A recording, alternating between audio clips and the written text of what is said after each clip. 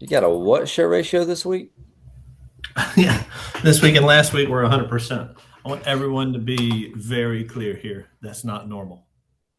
I don't think for anyone but maybe Dylan Crane. My average is around 63.72%, right, over time. But this week and last week were great show ratios, and that tells me, Luke, that I need to look forward to some no shows coming. You Is know, that is that what you're thinking? Are you doing anything different, or do you think it's posture, or what? I like the way you also said 63. Like it's like right around 63.2745671. It's like really close to that. I'm not really sure though. I could be off, a 100th of a thousandth of a point or two. we'll Right. track your numbers. You Track your know, numbers. track your numbers. No, look, it's just been I haven't done anything different, but I have been a little bit more assumptive, Let's talk right? When about people, like if they give you a little bit of initial pushback, I don't even hear them. I just keep going. So that assumption is going a long way. I thought I would have had less shows for that, but it's actually worked pretty good.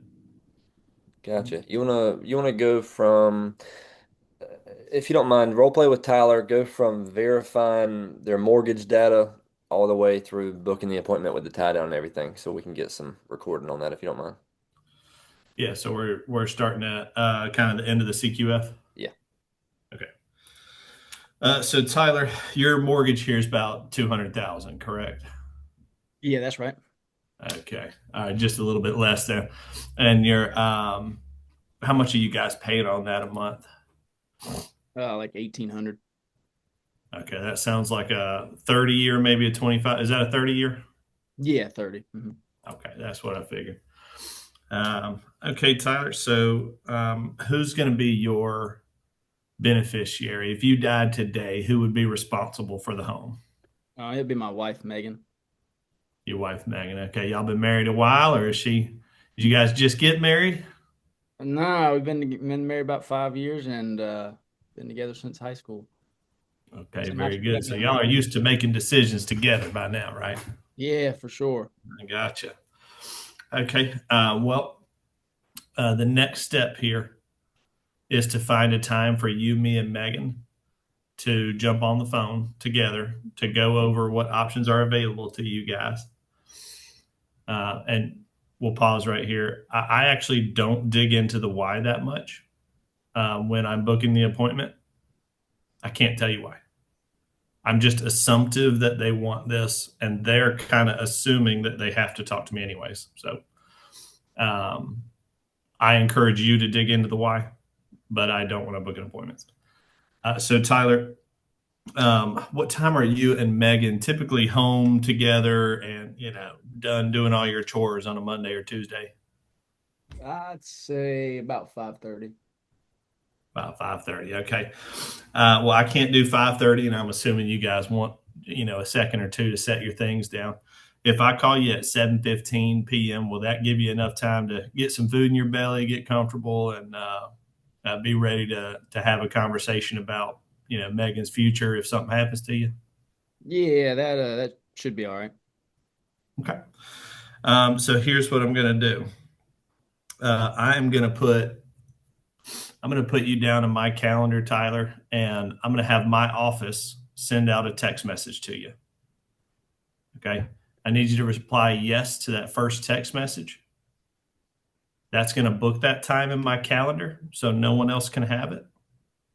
And it's going to send you meeting reminders just like the doctor's office does. Okay. So this is your cell phone, right? Yeah, that's correct. Yes, sir. Okay, that's what I figured. So I'm going to get that out to you now. This is this is my direct line. This is the number I'll be calling you from there on Monday at 7:15 p.m. Did it come up okay on your phone when I called you? Yeah, for sure. Definitely did. Okay, you saw that 205. Did my name come up? I just said your phone number and said you were like Alabama.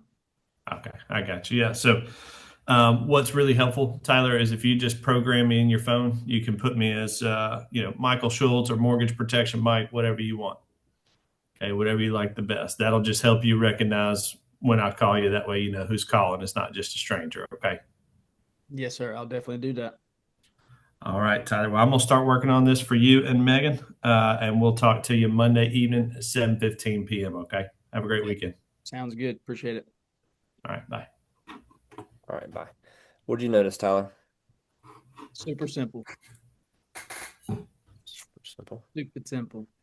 I think that's one thing. I mean, I talk about the story all the time when I was struggling, and I remember hopping on VO one night and I listened to Gil run an appointment, and that's one thing Gil just does so freaking good, and so he's so smooth with his process. Everything is just super simple. And sometimes we got to. I think that's a big thing for me. Gil helped me out a lot with that because listening to Gil, he keeps things just so simple. Yeah. It's like he's saying a lot with a few words, Hmm. you know? I like how a couple things that you did there. I'm trying to remember exactly how you framed it. Um, I like the first question that you asked in the why. You didn't dive in because you asked a good question the first time. And that question was, you know, so Gil, who would be responsible for paying this mortgage if you were to die? Not who gets the home if you die, right? Not not who's, who's taking over, who's taking charge of the home. Who are we trying to protect? No, who's in charge of paying for this mortgage if you die? It's a fantastic question. Okay. Um, does anybody want to tell me the one thing that they noticed um, after he booked a time? Right? After he booked a time, he didn't say what time would you be available on Monday. He said, "Hey, so what?" So I noticed, so you guys have been married for you said 5 years. So y'all are used to making decisions together, huh? I ain't never said that in 7 years. That's fire, Aaron. I don't know if you noticed that. That's heat. Okay, that's heat. He's he's almost you're almost kind of like thinking for them, if that makes sense. That's fantastic. Uh, And then, but what happened after you booked the time? Did anybody notice anything about what Gil was doing after he booked the time? Yes, this is Lexa. He asked him to keep the number to save his number when they hung up and to go ahead and hit yes to confirm that they were going to show up for the appointment. And I love how he did that because he's going to know as soon as he hangs up if that person is going to be a no-show, I would imagine, by doing that. And Yeah, I'll be doing that going forward. it's good. It's good notes there, Alexa. What else? What else did you guys notice? This is Emily. He also said that his office would be sending the message, which makes it sound more professional rather than just being at home.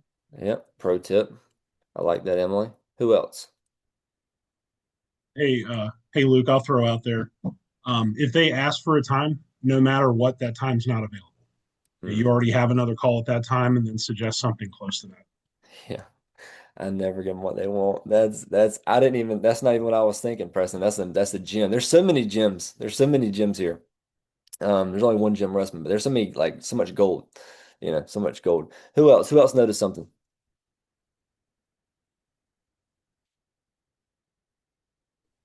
I heard Gil say he doesn't ask about the why, but he reinforced it at least three times in that. So, when he confirmed it, he said again to make sure that Megan will be taken care of. So that was in that script three times.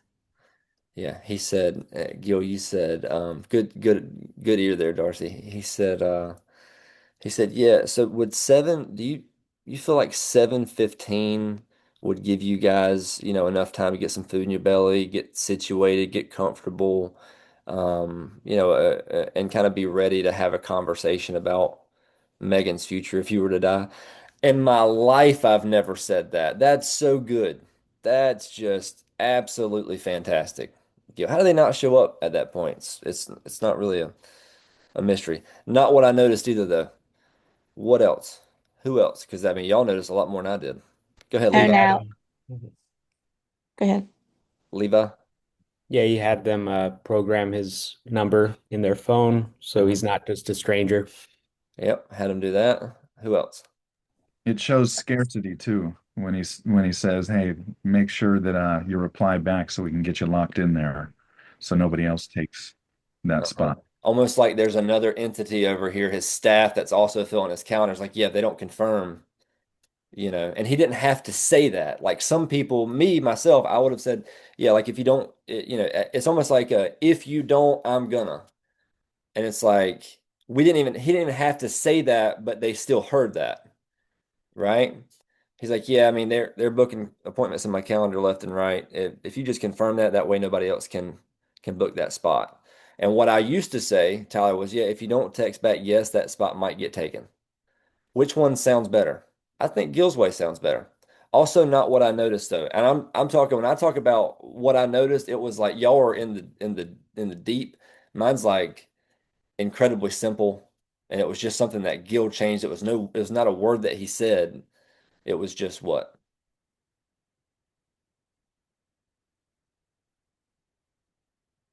Are we talking posture? It We're was how not. he said it. We're not. Everything slowed down. Everything slowed down. Had the conversation about the mortgage. Yep, 200. Uh-huh. Like he's like there was a gentle pause, and then he just like sat back, like his cadence slowed down, his tone slowed down, it got deeper. He wanted them to pay more attention. When we say things slowly, right? We want them to pay attention. When we're talking fast, we're trying to overcome objections, right? Or avoid objections rather. We're not really looking for them to digest every little tiny thing that we're actually saying. But whenever Gil was trying to paint that picture, that's when he slowed down. You want to do it one more time, Gil? I'd love to hear it one more time. Let's see if they notice anything else. Yeah, where do you want me to start? Start with go to health. Start with health this time. Start with health. Yeah, so you're on the yes train pretty much. Yeah. Um, okay, Luke, you said your date of birth was, oh, wait, I know this because it's your phone number, isn't it? No, it's close. No, it's not. Okay. Anyways, your date of birth is whatever. So you're currently 30, right? Yeah, that's right. Okay. And what was your height and weight? 6 foot 210. 6 foot 210. Okay. And did you use any tobacco, any smoke, vape, chew, those little pouches, anything? Yeah, I'm a Zenster for sure. I don't blame you. I do the same thing. Good news is we've got some carriers that they don't even see that as a tobacco rate, just like you and I don't. So, as far as your health goes, Luke, any high blood pressure, heart attack, stroke, cancer, diabetes? No. No. Do you take any prescription medications? No. No. Okay. And these insurance carriers, they can look back, right? So, is there anything in your past that if you were in my shoes that I need to be aware of? I took I had my I had like a MRSA thing there in college. I had to take some pain medication for that like 3 different times. Oh man, that's rough. Was that some kind of opioid, or was that just like a? Yeah, It was we an need a little opioid. bit more than ibuprofen if you know what I'm saying. I gotcha. Yeah, that's painful. Okay. Um, so what I'm going to do when we talk next, if you'll just have any medications that you take or did take handy with you, that way we can be efficient and not waste any time for you. Now the loan amount here, Luke, is about 250,000. Is that accurate? Yeah, it's pretty close. Okay. And that was a 30 year? Yeah, Okay. What do you guys pay on that a month, roughly? about 1750. 1750. Okay. Yeah. 30 year. Definitely. All right. What do you do for work, Luke? Anything dangerous? Feels dangerous sometimes, but no, I'm a telemarketer. Telemarketer. Okay. Well, I bet that does feel dangerous. Okay. And Holly, what does she do? She is a stay-at-home mom.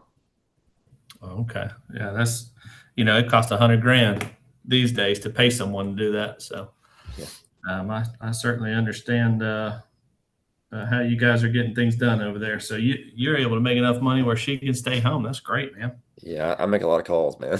I make a I lot of bet. calls. Yeah, you must be good at the job. Okay. And Holly's going to be your beneficiary, correct? Yeah, that's right. Okay. Just out of curiosity, how would it look for her if you died today? What would happen next for Holly? Mm, I mean, I got some obviously work insurance, but it wouldn't be enough to replace my income and pay the house off. Okay, so yeah, they usually do 1 or 2 years of income replacement, and after that, she's up a creek. Fair. Yeah, pretty close. How long have you guys been married? Almost a year. Almost a year. Okay. Well, I'm sure you guys are used to making big decisions together. So let me take a look here. The next step, Luke, is just to find a time where you, me, and Holly can sit down together on the phone and go over these options together. What time are you typically? I know you said you work from home. What time are you usually wrapped up with work on a Monday or Tuesday? Normally around 7 p.m. Around 7 p.m. Okay. Well, they actually have me working until 10 p.m. Mondays and Tuesdays. So let me look at my calendar here. And Holly's going to be there with you Monday night, right? Yeah, for sure. Okay, very good. Let's see. I can't do 7. I'll be with another family at that time. I've got a 7:30 available. Can I assume that won't keep you guys up too late? It's not going to be a long conversation. Yeah, 7:30. No, I don't think 7:30 ain't gonna work, Gil. We got to put the kid to bed. We got a 5-month-old. It's usually bath time and putting him to bed right there around 7:30, 7:45. Got anything later? Oh, okay. I didn't think about that. That's a good point. I forget that some people actually have a life, unlike me. Okay. So, how long? I know it can vary. How long does it usually take I to don't get your know. boy Depends down? on his mood. Last night it took about 15, 20 minutes. The night before it took about an hour and a half. So I'd say on average probably 30, 45 minutes. Okay. Okay. Well, let's do this. The next available time I've got is 8 p.m. And what I'll do, Luke, I'm going to have my office send out a text message to you. If you'll just reply yes to that first one, it'll book that time in my calendar so no one else can have it. We'll set that side of time for you, and it will send you some meeting reminders. Now, if you're having trouble getting the boy down, if you'll do me a favor and let me know, because I myself might be a couple minutes behind depending on how my family before you guys shakes out. So as long as we can work together to make sure that Miss Holly's going to be taken care of, I think we can make 8 p.m. work. Will that work for you? Yeah, that'll definitely work. Okay.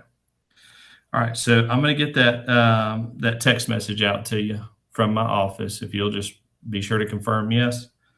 And I will get started working on this. I'll talk to you guys at 8 p.m. on Monday. And you guys have a great weekend. Okay. You do the same. Thanks, Gil. All right. Or Michael, as you formerly go by. Yeah, that was good. I I noticed something right away is that, you don't have to say the same thing every time because you're just in the moment. You're not necessarily staring at the thing like, um, who would be responsible? Like you didn't have to go that deep. You know what I mean? It's kind of a feel thing. Aaron, do you notice anything at all? I ain't heard from you today. It's okay if not, because I mean, we've touched a bunch of them. No, I mean you hit it. I mean it's just tone, getting him to confirm the appointment. Like that's the biggest thing. But the one thing that I want to draw everybody's attention back to is that Gil knows his freaking numbers. Like Hmm. so many people want to get really emotional about, oh, this person didn't show up, or I ain't sold anything this week, and all these different like, what's your numbers? I'm in the life insurance business, not the life saving business. I'm not a counselor. I'm a coach. All right. So bring your numbers. I can coach you. Bring you emotions. I see ads for BetterHelp all the time. All I can tell you. I don't know what to do with that. You know what I mean? So much easier for me to do my job with numbers. And like Tarl, perfect example, man. Like just a few days ago, it was just, hey man, I've done this and here's the numbers and this is what I'm looking at. And I'm like, just run the play, brother. Just go run the play. Like you hadn't finished, like you've made it from the end zone to, you made it from the one goal line to about the 75. I mean, to the other 50, right? To the other 40 rather. Let's go the other 40 yards. Let's go the other 40 yards and then we'll look back and see what happens. He went the other 40 yards, and yesterday he ended up with $7,500 worth of business. You know what I mean? I don't know. I don't know. It's just the numbers. Just go run the play.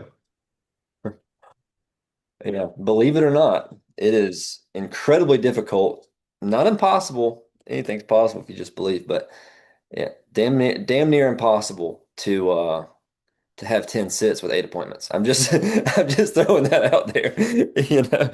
Some don't be upset if you don't have 10 sits if you haven't booked 20 is what I would tell you. If you book 25 and 10 don't show, hey, call. Yeah, well, that would mean that hell froze over, Aaron, if that happened. Okay.